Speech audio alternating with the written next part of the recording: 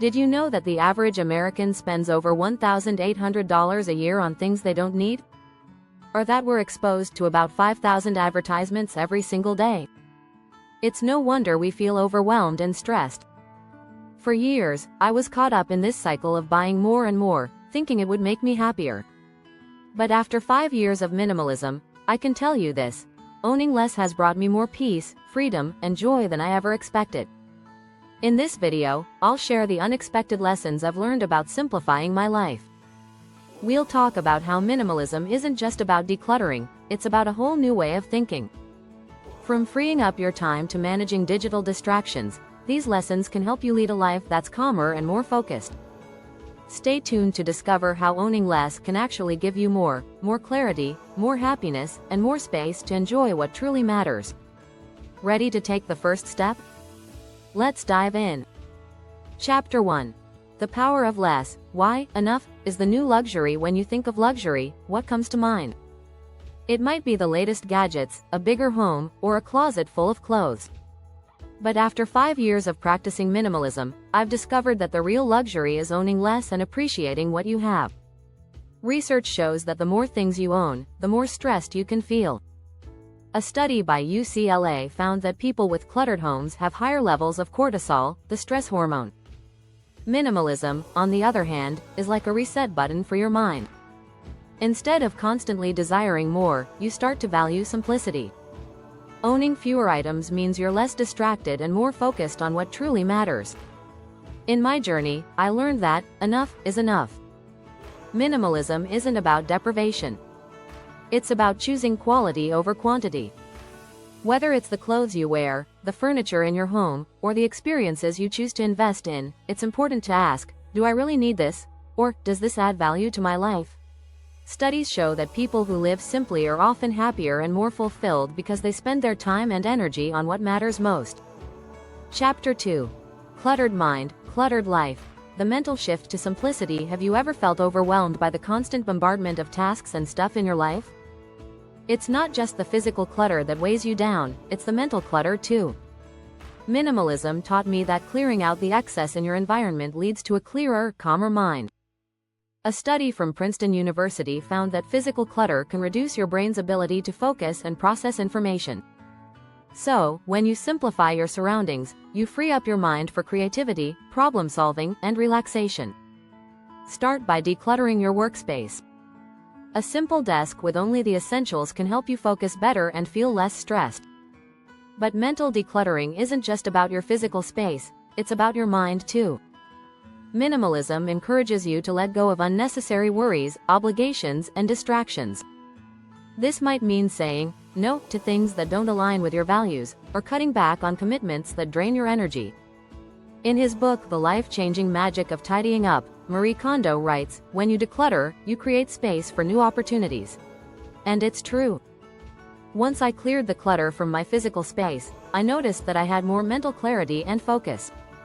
I could finally prioritize my goals and make room for things that brought me joy, like spending time with family or learning new skills. Chapter 3.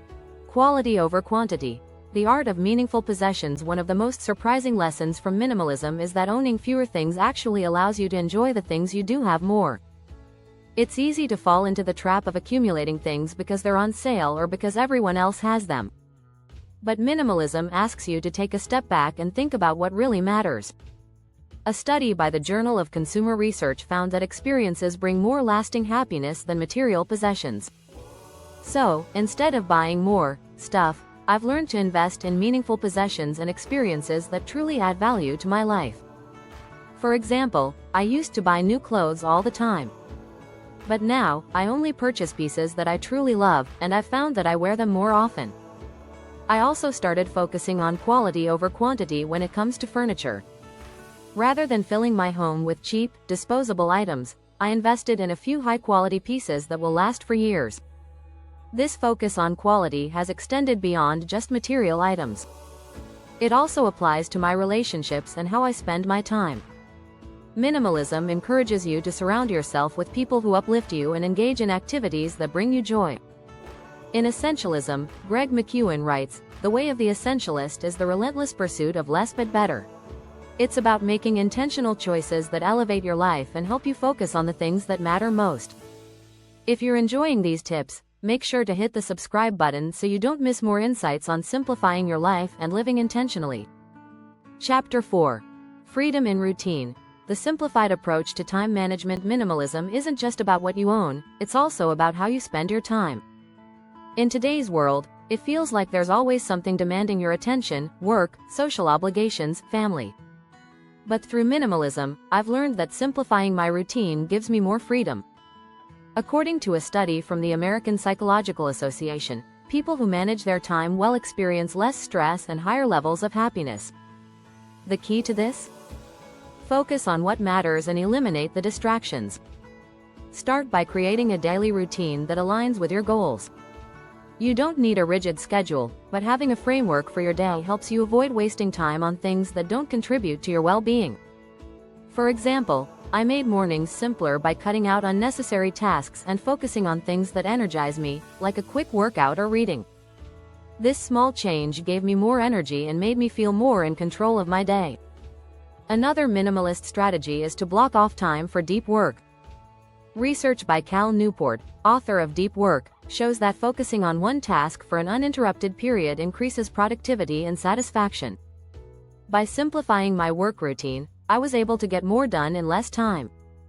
This gave me the freedom to spend more time doing the things I enjoy, like spending time outdoors or exploring new hobbies. Chapter 5. Digital Detox. The hidden cost of too much tech. In a world where technology is everywhere, it's easy to feel overwhelmed. Constant notifications, endless scrolling, and the pressure to stay connected 24/7 can drain your energy. Minimalism taught me that less tech can actually mean more peace. According to a study by the National Institute of Health, too much screen time can increase feelings of anxiety and depression. Taking time away from your devices can do wonders for your mental health. One of the first steps I took was reducing my time on social media. The average person spends over 2 hours a day on social media, according to research from the Digital Information World. I realized that those 2 hours could be better spent on activities that actually bring me joy or help me grow. To do this, I set clear boundaries: no social media in the morning, and I limit my screen time in the evening. Another part of the digital detox was simplifying my digital tools. I reduced the number of apps I used, deleted unnecessary emails, and unsubscribed from junk mail. This created a cleaner, less stressful online environment. As a result, I felt more present in my everyday life and less distracted by constant digital noise. In Digital Minimalism, Cal Newport argues that the key to living well in a high-tech world is to spend much less time using technology. This mindset shift has been crucial to my minimalism journey. Cutting back on technology has given me the time and energy to focus on the things that truly matter, from quality relationships to personal growth. Chapter 6. The Minimalist Mindset. Embracing change and letting go of perfection. The final lesson I learned from 5 years of minimalism is about embracing change and letting go of perfection. Minimalism is not just a set of rules to follow, it's a mindset that encourages flexibility and growth. Letting go of the need for perfection in every area of life has been liberating. Studies show that perfectionism can lead to burnout, depression, and anxiety. The pursuit of perfect can often get in the way of real progress. Through minimalism, I started accepting that good enough is truly good enough. Instead of getting bogged down by every little detail, I focused on making decisions that aligned with my values. This shift made it easier to adapt to new challenges and opportunities. A key strategy for embracing this mindset is practicing self-compassion. Instead of criticizing myself for not being perfect, I learned to celebrate my progress. In The Gifts of Imperfection, Brené Brown writes, "Let go of who you think you're supposed to be and embrace who you are." This quote resonated with me deeply because minimalism has helped me realize that I don't need to be perfect to be happy. Another important aspect of this mindset is letting go of things that no longer serve you. Whether it's a relationship, a job, or an old habit, minimalism encourages you to release the unnecessary. By doing this, I've made space for personal growth and new opportunities. It's about shedding the old to make way for the new. If you found these strategies helpful, don't forget to subscribe and join me on the journey toward a simpler, more intentional life.